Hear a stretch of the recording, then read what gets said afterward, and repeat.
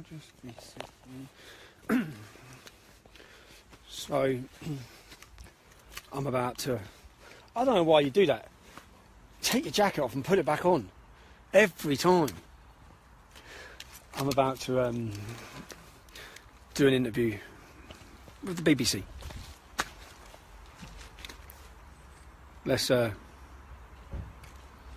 you're watching this, give it a share. Make sure as many people as possible get to see this interview.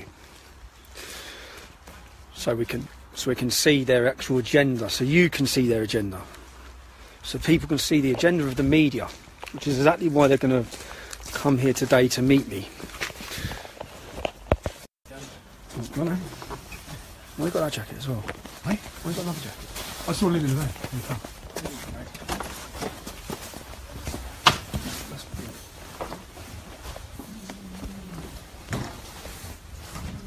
Hi, Johan. Through that. Shut it.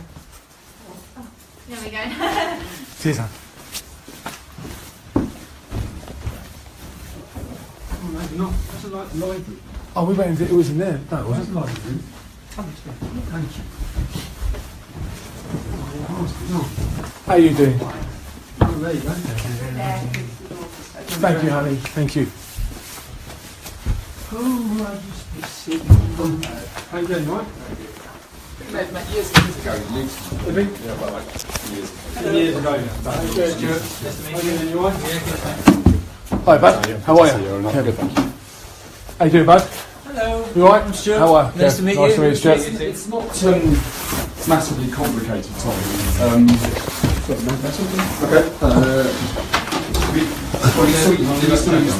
You still use the name Tommy, is that basically what you go by? It's not massively complicated, but it's just a straightforward thing, you know. The prosecution said this, this is the... Have you been in court a week? Yeah. Because I'd like to ask you some questions about what I have said. Yeah, we'll do. Well, I'll spell it out. You sit there. Okay. Well, we'll... Me here? Yes, please. Me here? Yeah. Okay. Thank you. Anything else which I'd like to do on me bits and pieces? Basically, this guy, Darren Osborne, gets on social media about early June last year. He's kind of not done much social media stuff before, doesn't seem like anyway. Certainly not any evidence before the court about John's Twitter by 3rd of June. And he's immediately kind of Googling Jada Franson, he's Googling you, he's kind of looking around, and there's quite a lot of evidence of what he's searched for on 3 devices. He's basically a couple of phones and an iPad. His daughter's an iPad, Yeah, his daughter's iPad, daughter's phone, and his wife's phone. And Nice. quite soon he's settled in on checking every few days kind of what you're saying. So it's like Google's Tommy Robinson and reads some of the stuff.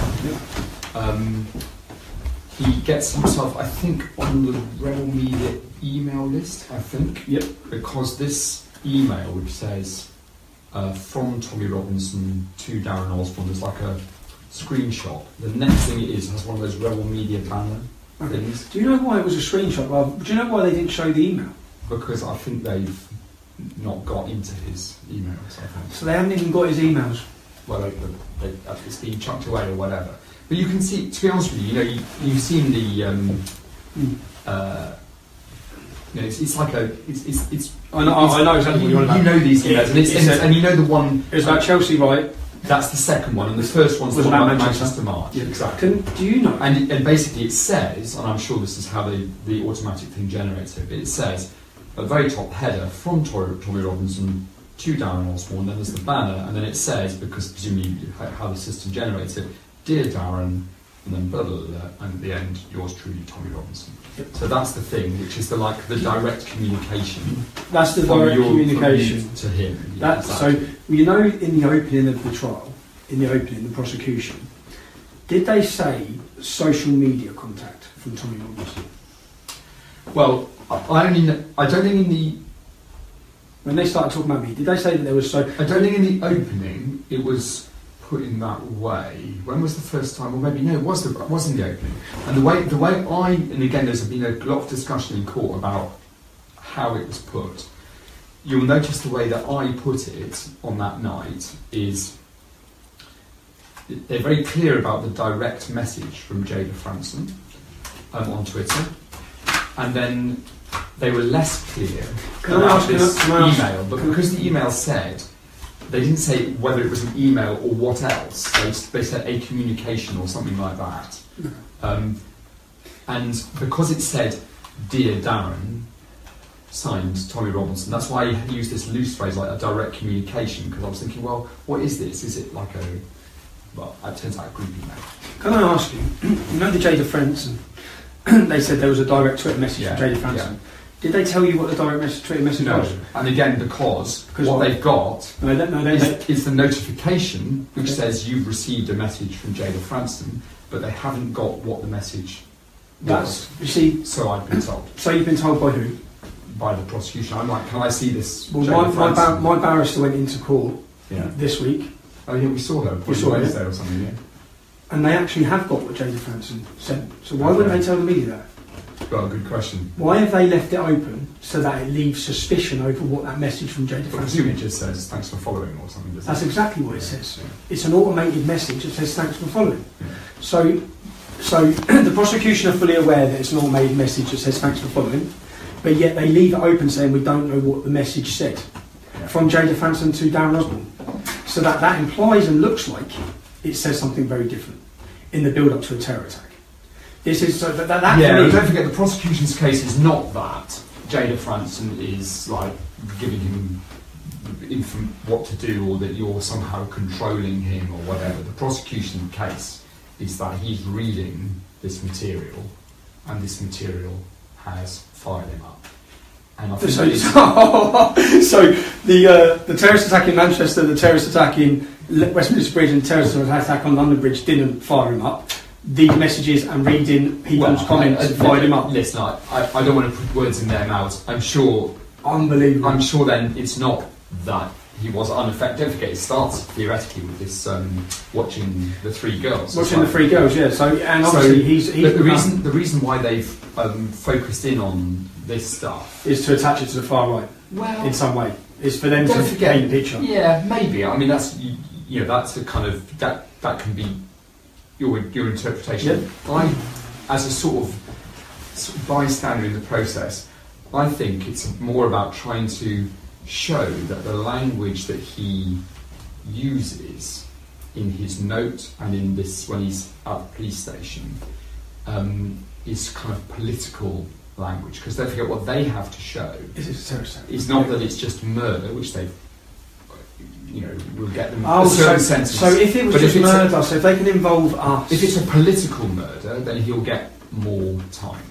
So what they're trying to do is to, and I personally, I think they're right. I think it was a political murder. I don't think there's any doubt. You've seen it. I don't know if you've seen his full note, but there's no doubt from his full note. What was his note going about Jeremy Corbyn, wasn't it? Well, I'll read it. What I can't understand is if his note was going on. I haven't really seen headlines about that. All I've seen headlines about is me and Jada Franson. Well, mainly me. That's all I've seen because it's. Yeah, don't forget you would notice stuff about you more as well. So this is what. Did anywhere in court? Because the problem is for me is that someone being an automated email system is very different to someone receiving personal direct messages. That's the purpose of this interview, and it's not actually, to be honest with you, to let you say that I didn't have any communication with him, but we can completely open up what the communication was. The question really is whether, looking back, the language you've used has affected him. That's really the question.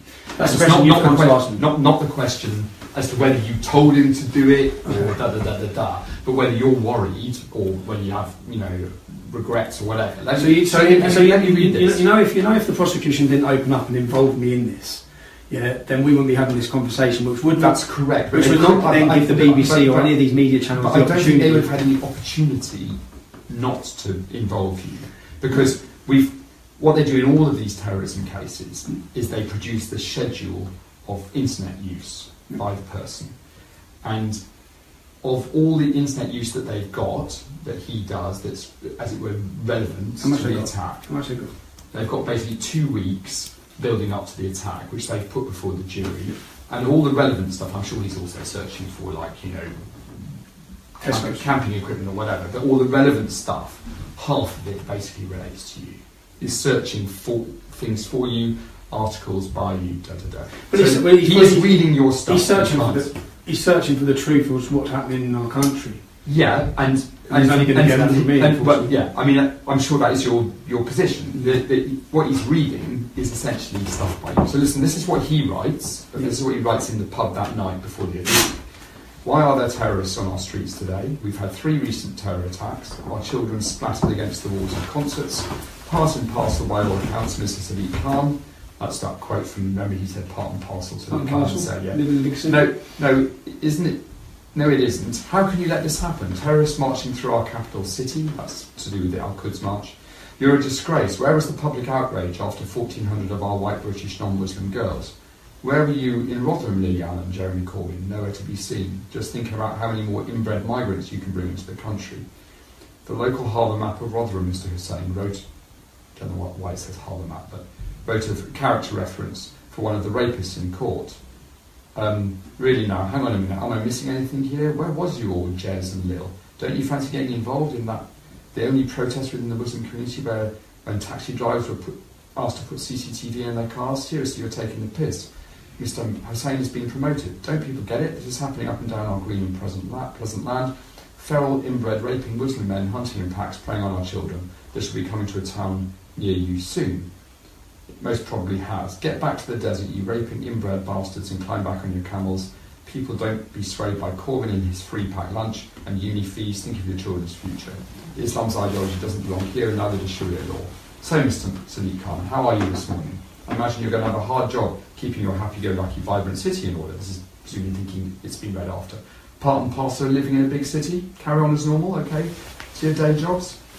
What about you, Jez, Mr. Terror Sympathiser? Or should I call you Harold, you dirty old man? Put that in your pipe and have some sympathy from me. Well, folks, got to get busy today. Remember, peaceful vigils only, and please don't look back in anger.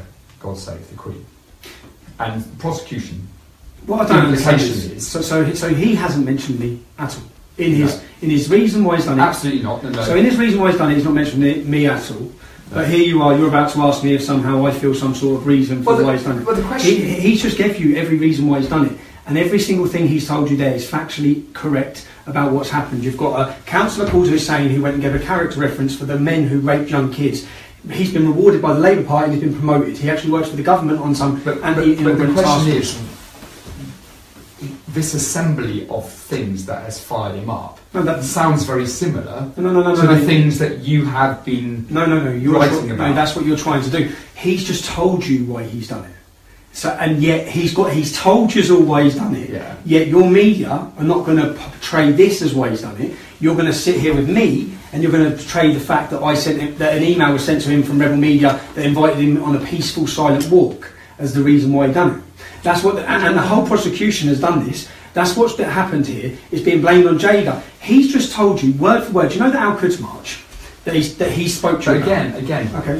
Who knows about the Al-Quds March? Well, I know about the Al-Quds March, and they had terrorist organisation flags marching through our capital city. Which, by the way, I know you know about because on the 14th of June, 3 days before he targets the attack, that's what you are tweeting about. Yep. And on the 13th of June.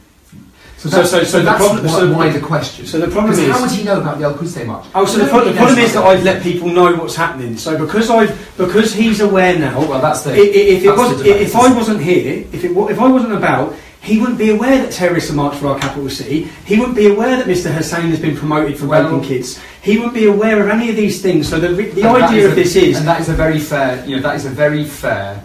Way of putting it. There is a responsibility. No, there's language. Not. There's a responsibility to give people the truth. Now, what the media have done for 20, 30, probably 40 years is hide the fact that gangs of Muslim men are taking young English girls and raping them. That's been hidden by you guys. Okay, you've all known about it. Everyone's known it's happening. The media have all known about it. Everyone in every town and city's known about it. We know that the police knew about it. We know councillors knew about it. Councillor Hussain went and gave a character reference from. We've known, all of you have known about it, and you've hid it. And the reason you've hid it, and now what the problem seems to be, is that Mr. Osborne has been told the truth. Every single thing there is factual, and somehow you want to plant some sort of responsibility on me for telling people the facts of what you're hiding. Well, yeah, I mean, It's insulting. Well, It's absolutely, your job as the journalist. You should be telling the public that Mr. Hussain has had a promotion. You should be telling all the people across the country when young girls are being taken as sexual slaves by men and used as but how did you find out about the Rochdale and Rotherham incidents? It was probably in the first place from the media, wasn't it? No, it wasn't, mate. No, the media only reported it because our organisation at the time... But didn't the Times expose it? No, yeah, the Times only exposed it because we were banging a drum and holding up signs saying, and telling everyone you're raping our kids. Yeah, no. I'll tell you how I knew about it, because our second cousin was taken off the streets and raped and taken as a sexual slave by Muslim men in our town. So that's how I know about it. And then I travelled the country meeting other families. Now at the time, what the media done and what you've done when we tried to talk about it, is you all called us racist and extremists. Now, what he's done, so if what you're getting at is the fact that the things he's talking about is what I've let him know, I am never ever going to sit here and apologise for letting the British public know the lengths and depths that Islam is destroying our towns and cities. I'm never going to apologise for that, because it's the truth. Your job's to report the truth. You should be doing that. The only reason why my media profile had 49 million video views and 193 million people read my tweets is because they're searching for the truth. The only reason why Darren Osborne has searched for Tommy Robinson is because he wants the truth. You're not bringing him that. You are hiding the rape of a generation of children in our country. That's what the media have done. You are hiding the terrorists. You're hiding everything. Like for example, the Finsbury Park Mosque. After he done this attack, yeah, I researched the mosque. I found out that one of Hamas's lead men, who's a terrorist, Hamas are a prescribed terrorist organisation, was at the head of that mosque. It was Muslim Welfare House that he actually targeted. Yeah, I'm talking about Finsbury Park Mosque. Yeah. Not one of you, as in the media, reported that. Why not? Why, when this has happened, why have none of you reported that Hamas, a prescribed terrorist organisation, the people who are in control of it are in control of the Finsbury Park Mosque? And do you know what happens? What you report, this is what you report, the Muslim Brotherhood, they do a little PR campaign and they give the mosque an award for moderation.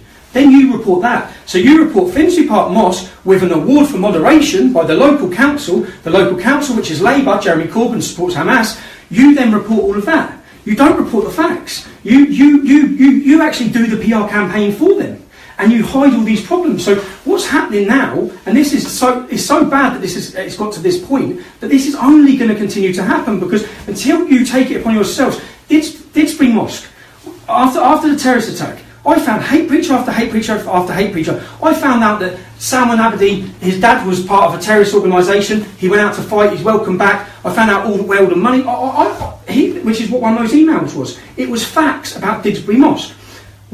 If you want to hold someone responsible, if you want to hold people responsible, sit down with Mr. Hussain, Councillor Hussain, who went into court and gave a character reference for men who took young English girls as sexual slaves and destroyed their lives forever. You want to hold someone responsible. He mentions him. So go and interview Mr. Hussain. Why did you give a character reference to Mr. Hussain? And what's happened to you since you gave a character reference? Oh, you've been propelled through the Labour Party. That's what's happened to you since you gave a character reference. If any politician said anything untoward on any other side about Islam or Muslims, they'd have lost their job and they'd never be able to find work again, and you guys would have gone after them and hounded them. So if you want to speak to people about who sits and holds responsibility, sit Mr. Hussain in this seat. Sit the leader of Finsbury Park Mosque, because if he's researched, and he probably found that out as well, Mohammed. Also sit down the owners of Didsbury Mosque, because they're responsible for all the hate and extremism. Do you know, I stood in Manchester after the Manchester attack. I stood there and I found that in the point I was standing at, there were, in the 2-mile radius, were 19 terrorists had come from that point. That's what you need to be reporting on. You're leaving it to me to report it. And that's why... I suppose we would argue that we do report this stuff, but we try and do it in a measured way, so that it doesn't... Politically correct way? I don't need to be measured, man. When 1,400 children have been dragged off the streets, raped, groomed, prostituted by men, and the council have known, the government have known, and everyone's known, there's no need for political correctness or doing it in a measured way. The time for that's gone. The time for telling that, when 22 children are being blown up in a centre by a man who went out of our country to Libya, controlled by ISIS, with ISIS fighters at the time, and was allowed to come back in. Where after that Manchester, you'll see, Will, there's going to be the media has picked up on that, it's reported on that. It's Okay. just a question about, I would argue, that the question. do you know who you need to hold us? You're going to sit here. You're going to sit here and try and make that I should feel some responsibility. Whereas what you should, to be honest, I'm not. Okay. But I am going to ask whether. Well, you should be sitting down. Theresa May should be sitting here explaining why all these people on a watch list, which they were, why they've been allowed to, whilst on a watch list, ran vans and murder people, stab people in their throat, blow kids up. If you want to know who, so the responsibility doesn't bear on me for giving you evidence and giving you facts. Everything I've said, if you was to sit here and say you said this, which was a lie, then I'd hold my hands up. But I've not said one lie. I've reported the truth and the reality of the situation our country's in. Well, I think that's an honest answer. I think there will be lots of people who would say, yeah, but it's all about how you say it, and you have to be careful. No, you don't have to be careful. No, as I said, when 22 children get blown up in Manchester, the time for being careful on our words has gone. Okay, they're only words, and the truth is, Islam. But Darren Osborne didn't go out to try and attack the people who were inviting extremist speakers to Didsbury Park. You need to speak to Darren Osborne about that. That's my But he didn't. He was trying to kill, in his words, all Muslims. Oh, well, he was alleged to try to kill all Muslims. Well, that's what he said. Has he been convicted yet? No. No, so he's alleged to. Yeah. That's what. You're absolutely right. But this will all happen after the trial, if convicted. If not convicted, it would be a different situation. So the point I'm making is the guy who is with him in the pub that night says that he said, "I'm going to kill all Muslims." I have, as I've just told you, in a 4-week period. And he drives just into a random crowd. In the 4-week period of that Manchester terrorist attack, which is when you say he was researching my name, 193 million people read my tweets, and 49 million people watched my videos. No one else has gone on a killing spree, buddy. That's also a good defence. Yeah, and no, it's not a defence. It's the truth. And the other points, those people who watch my videos. If you listen to what I say in every video, after the Manchester attack, after each attack, I say Muslims are innocent Muslims. Yeah, I say if you abuse a Muslim woman, you're a scumbag. Okay, you're a coward. You attack a mosque, you're a moron. Okay, violence will never solve this. I've been saying that since 2009, since we formed. But the media never report that. What you're going to portray this as, again, is... And one more question. Do you know who Imagine Nawaz is? Yes. Okay, so when the BBC introduced Imagine Nawaz on any news article, do you write former Hizb ut-Tahrir terrorist, Imagine Nawaz? No, I think we normally see former Hizb ut-Tahrir member. No, you don't. No, you just say Imagine Nawaz. That's my point. You never do that. You never even mention it. Well, certainly when we used to first interview, we always introduced him as a former Hizb ut-Tahrir member, because that was the point of interviewing him at the time. But he's never known the headline. Say, for example, my headline you've done of me yesterday. Because of these misconceptions and these lies that have happened in court, because they're lies. I've never direct messaged him on Twitter. I've had no personal contact with him. No, but I mean, the group email is sort of sent in your name. A group email from a company in Canada, Rebel Media, whether it be sent in my name or not. A group email is very different to saying in a court. Which if I read you the headline. The headline said, days before attack, Tommy Robinson sends private direct messages to Finsbury Park killer. Alleged killer. Private message would definitely not be right. But I think that was direct email, wasn't it? That's what the headline said in Russia Today, Metro, Sun. So all of these headlines. Now, if you read that implicates me as somehow messaging him and talking to him in a private context from my personal stuff. And because of that, I don't know if you're aware of this, because the BBC reported it yesterday, but because of that, there's a police guard on a family home 10 miles away. No, we reported it. You reported yesterday. No, you reported EDL founder.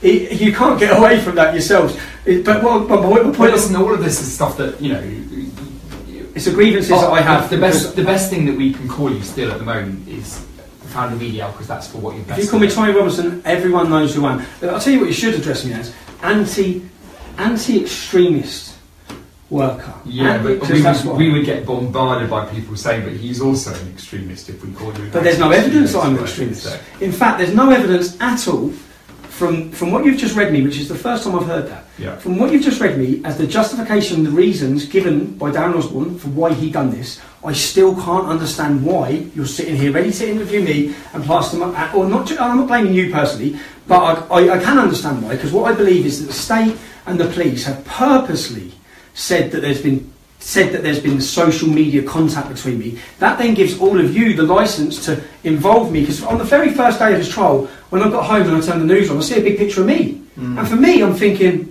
What's happened here? well, hold on, what's going on? Yeah. Why am I there? Well, listen. Why is the whole country associating me now with Finsbury Park Terrace? But listen, honestly, nobody tells me what to do Oh, on these things. yeah. I'm sitting in court, Yep. and obviously on the first day that is a very interesting part of the story. But equally, I've sat through this whole media timeline of what he was doing in the 2 weeks before that, and I still think it's interesting to talk No, it's to you. interesting, but And the do reason you it's think... interesting to talk to you is because the language he uses, the themes he's focusing on, are the same themes that you were focusing on that time. Well, they would be, And wouldn't I they? do think, My job is to combat radical Yeah. extremists from Islam. right, you're wrong. My job is to I do highlight these think problems. he's been, his political, doesn't mean his violent, but his political frame has been partly set by what you're writing. No. And no, because that is the same stuff that he's writing about is the same stuff that you've been writing about. No, so, of course, because it's the reality of what's happening. So if He doesn't know about Al-Quds, he doesn't know about cancer in Rochdale, which he's sometimes confused with Rotherham. He doesn't. This stuff is he only knows about it because he's reading about it from, I would say, stuff written by you. Or So do you think in similar future stuff. then? Do you think I should just shut my mouth and not tell anyone what's going on? No, honestly, I'm just asking you as a journalist. Because in case one person out of 200 million people review it, because that's blatantly not right. Because my profession is exactly that, to tell people what's going on. but you don't tell people what's going on. But we don't tell it in the same way. No, you just don't tell them.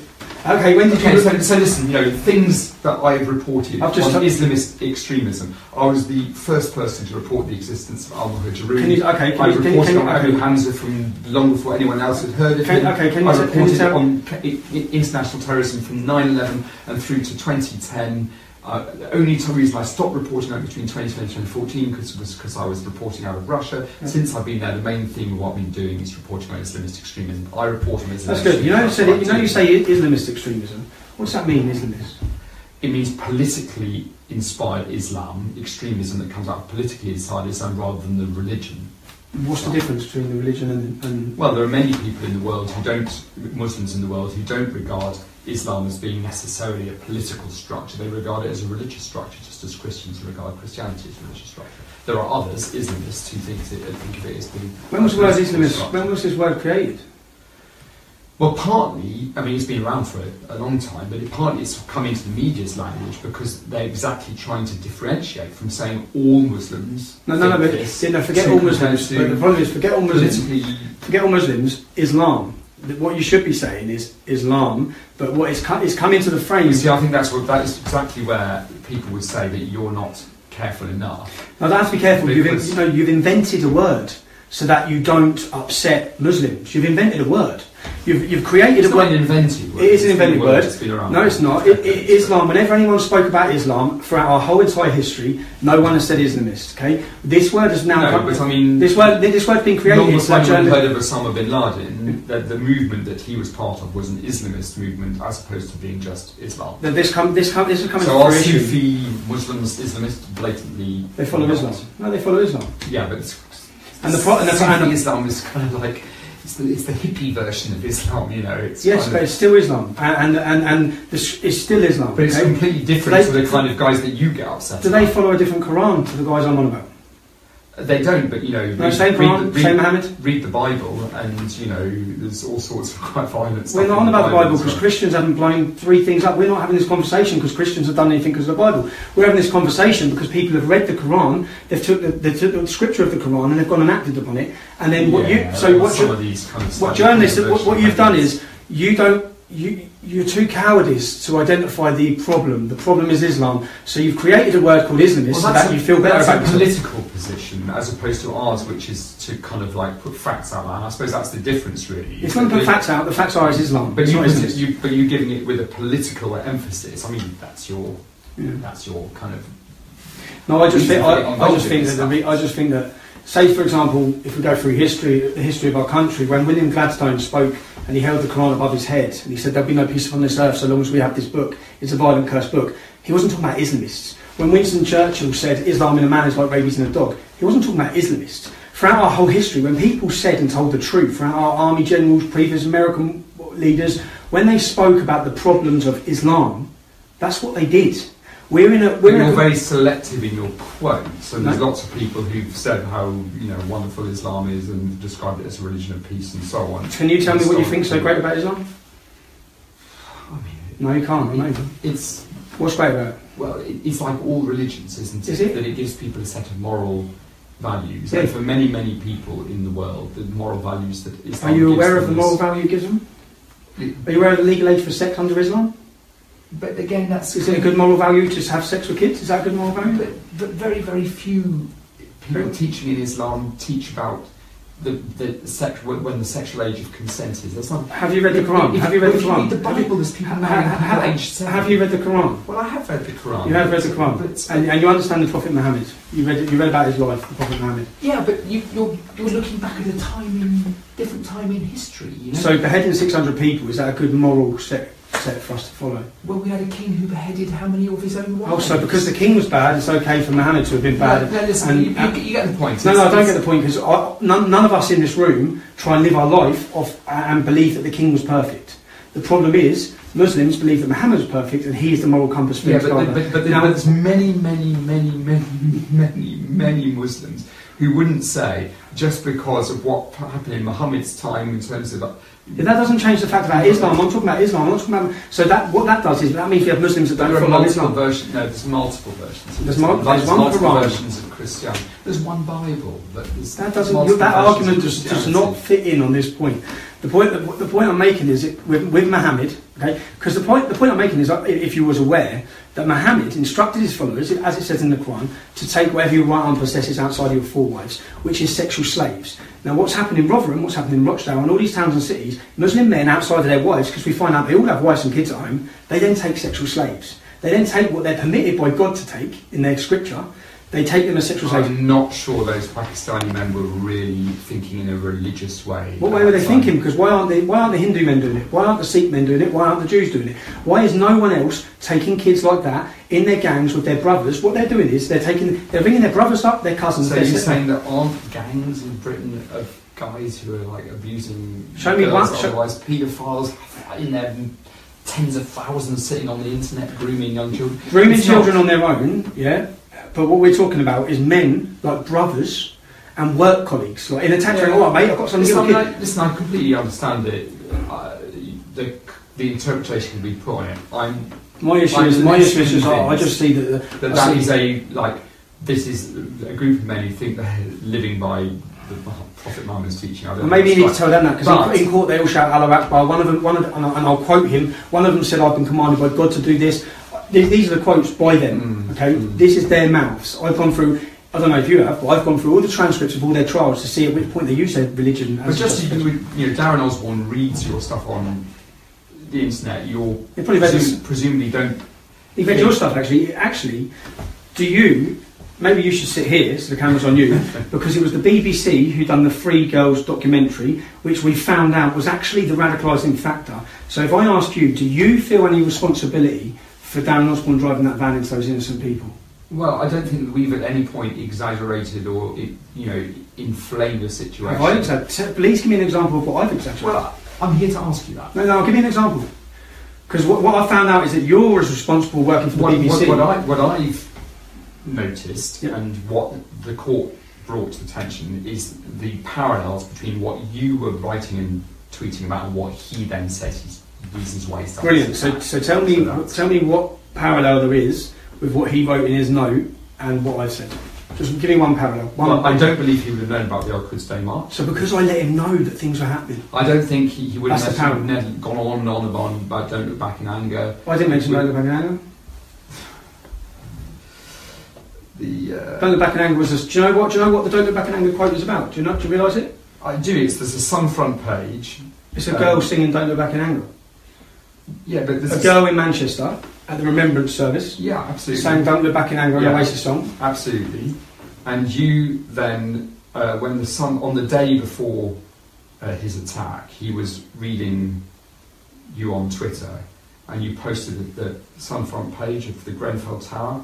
Now comes the anger, and you said, you make some remark about Don't Look Back in Anger. When they killed our kids, we were told Don't Look Back in Anger or something like that. This stuff is inflaming, What, saying Don't Look Back in Anger is inflaming?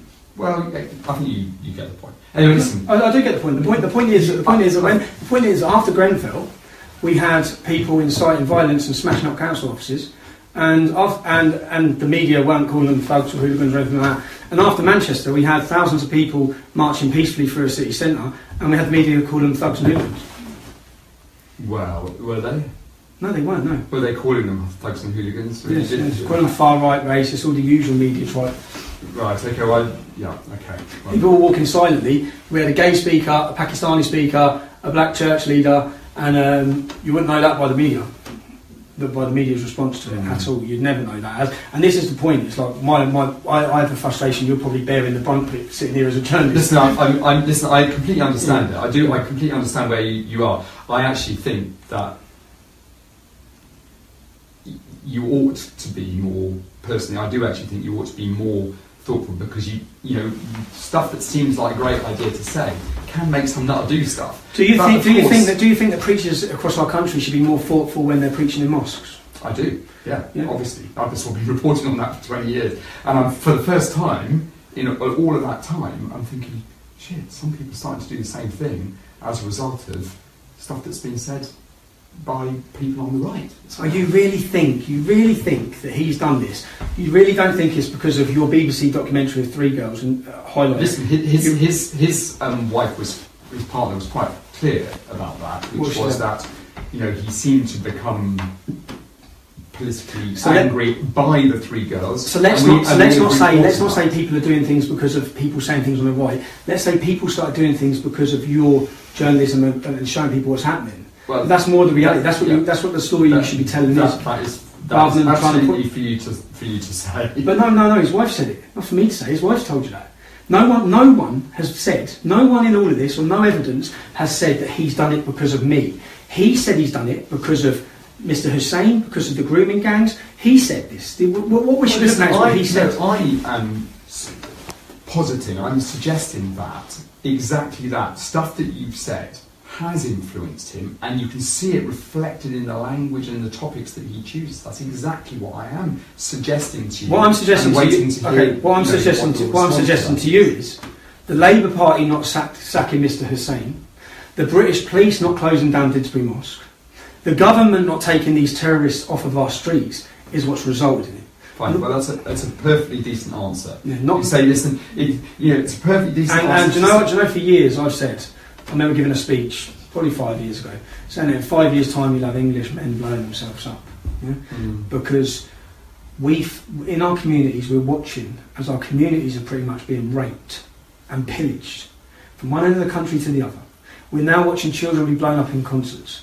And I don't want this. I have 3 young children, and all I want to hand down to them the same safe, prosperous country that our forefathers handed down to us. And I think we have a moral responsibility to try and do that. And by pretending, if I don't talk about these things, by pretending these things are not happening, I'm not doing that. By ignoring the fact that these things are happening, by not highlighting the fact of just how bad the situation we find them in. Because it seems to be that everyone would just like to brush a coat over it and pretend that everything's hunky-dory, multiculturalism works, and we're all getting on great. It's a multicultural love nest that we live in. No, it's not. And I'm going to give people the evidence. There's plenty of people around who,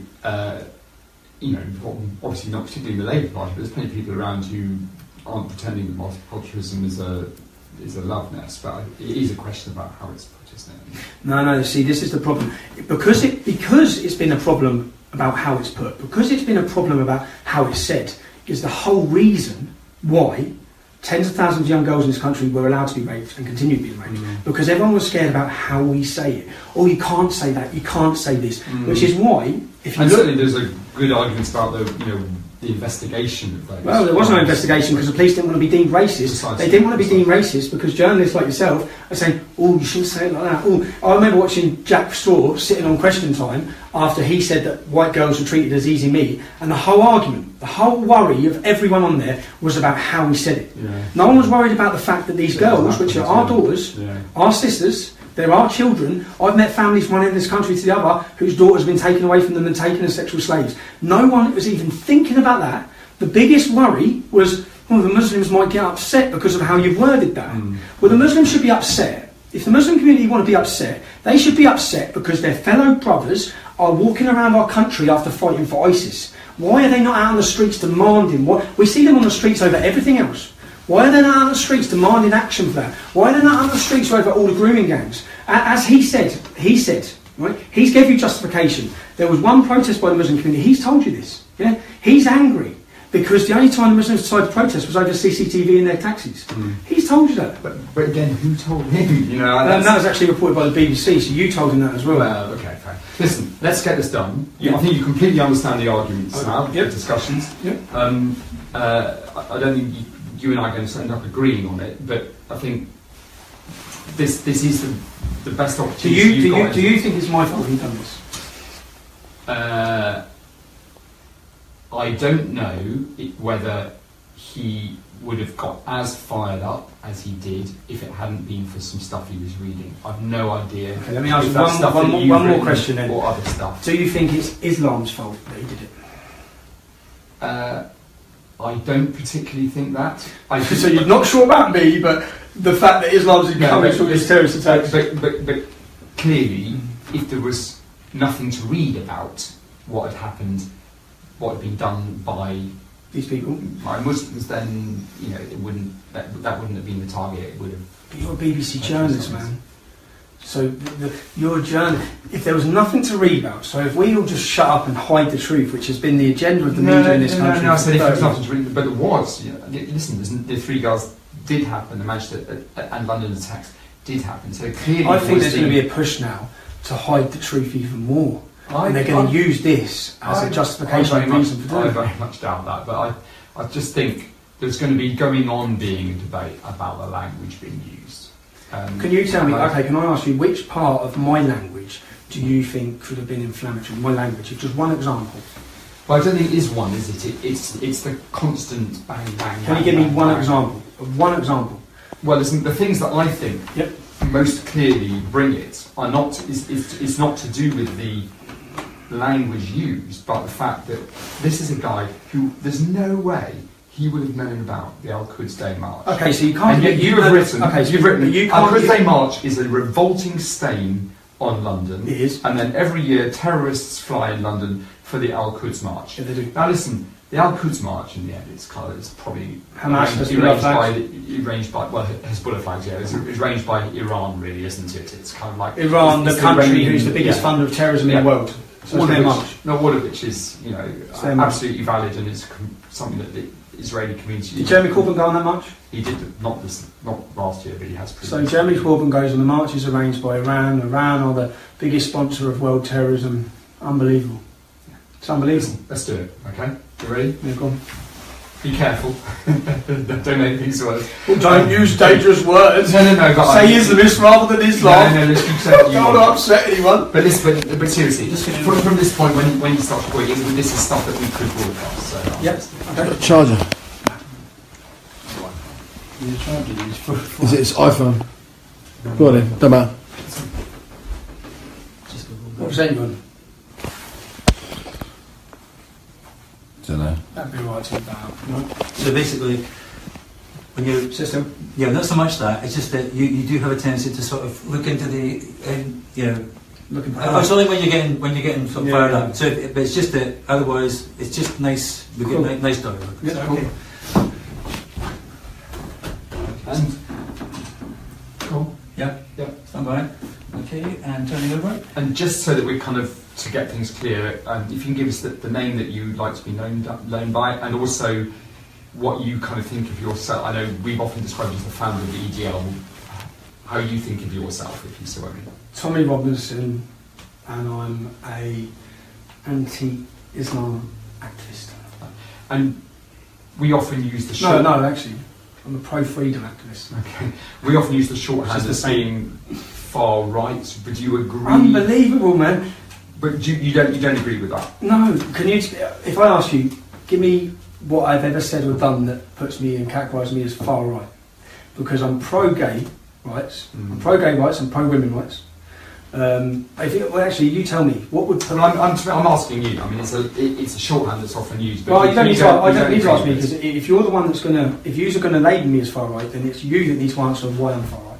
So why am I far right? Because you have a tendency to address politics, which tends to focus on minority members of the British community, which is something that some far right. I talk about Islam. I have a great relationship with Sikhs. I have a great relationship with the Jewish community. No, I said some. Okay, so because I talk about Islam, I'm far right. Well, that's why I'm asking you, really. And I'm asking you. You need to to justify the label. If I talk about Islam, am I far right? Sorry, Daniel. Robbie. It can be if there's the way that it's been talked about, whether it's focused on. Cool. So if I talk about Scientology in whatever way I want, am I far right? Good question. No, I'm not. Am I? So this label is only attributed because the majority of Muslims for Islam are brown. That's what this label's about, is it? Well, no, because people can be far right. You know, if you think the Jewish community, but I've just asked you, they're not very bad. But I've just asked you, target the Jewish community are very often far right. Yeah, they are. Yeah, but I'm not. So, I'm pro-Israel. But as I've just said, if I attack Scientology in any way I want and I talk about it in a very negative view, you won't label me as far right for that, will you? No, I think you're right. Scientology definitely stands on its own as a cult rather than a religion. But, yeah, why is that? I don't know. That's a very philosophical. No. Scientology is less of a cult. You know, let me just go. You can leave Scientology without them murdering you. Do you know what the punishment for leaving Islam is? People leave Islam every year without being murdered. Without being murdered. What's the punishment under Islam for leaving? Well, under some people's interpretation. Apostasy is punishable by death. That's the cult. Right, just going to reframe and tell me when you're ready. Yeah, no, we're good. And turning over. So, we're here because during the Darren Osborne trial, the prosecution laid out a case which included a big chunk of internet search history that Darren Osborne had made, a lot of which was searching for your name. They produced a couple of emails that had come out in your name to a group email, one of which was quite clearly sort of anti-Islam in one section, talking about a nation within a nation.